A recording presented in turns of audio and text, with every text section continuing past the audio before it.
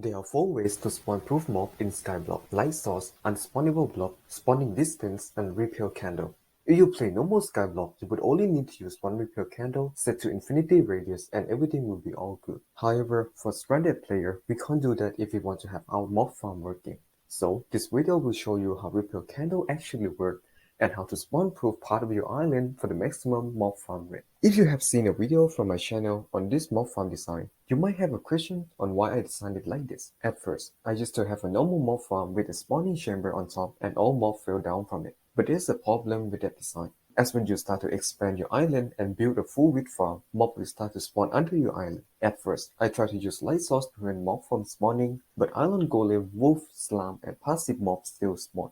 So, I got myself some repair candle and placed 7 of them with radius of 50 under my farm. But mobs still spawn, which means my mob farm rate is getting destroyed, so I was forced to build my mob farm high up in the air in a flat donut shape. When I was making the mob farm, I could not really test out the repair candle, but now that I have all the resources, I can finally explain how the repair candle actually works and help you to optimize your spawn proofing. So, let's start. Repair candle can be set to the highest at 50 block radius without causing it to go infinity. So, what does the 50 block radius actually mean? My theory is that it is going to be a giant cube which expands 50 blocks in all directions. Because it's Minecraft and circle doesn't really make sense. So, I conduct an experiment. I built a 101 x 101 square with a repair candle in the middle, so mobs should not be able to spawn on any block if my theory is correct. I then start to relock so mob would spawn faster, and I was immediately proven wrong as tons of mobs start to spawn on the platform. So, now I understand why my first attempt of spawn proofing failed, as I used this cube theory to distribute my candle placement.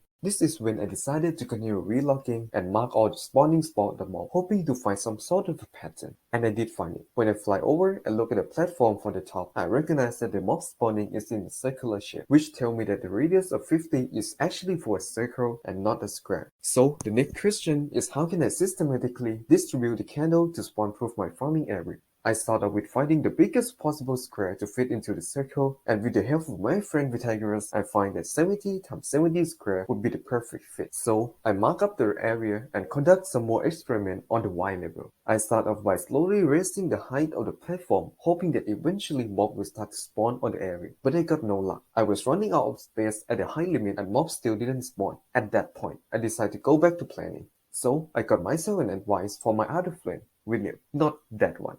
This one. He told me that the simplest explanation tends to be the right one. So, I just take the candle radius as a giant sphere. I start to build a platform every 10 blocks below the candle, stopping at 60 blocks below. This test will show that at which point in the Y level will mobs start to spawn. I relock again, and a few times, I find that mob always spawn at the very bottom, which means that the candle take effect in the shape of a giant sphere. So, for the visual of the video, I decided to learn basic 3D modeling, and something struck me. When I plot all the numbers into the software, I realized that the corner of the cube was sticking out. My mistake was that I was finding the measurement in 2D, so I need to change it to 3D instead. I need to redo my calculation, but this time for the biggest possible cube in a sphere and not the biggest possible square in a circle. Using this formula, I calculate the size of the cube to be 57 x 57 x 57. So, now I just need to find a system to lay out all the candles. The biggest free-to-play island is Tier 2 Island with 168 x 168 block wide, which is my current island size. So, if I use this layout, I will be able to spawn proof all my farming area. Also, this is the layout for the maximum island size for the rich people out there. I immediately put down my 9 candle and confirm that it actually worked flawlessly. This means that I can finally move my mob farm down from the sky and even design a better farm that works without the worries of unwanted mob spawning and taking up all the mob cap. So, if you want to study my experiment, you can visit my island and find it the really top to see this monstrosity before I take it down. Thanks for watching and see you next time.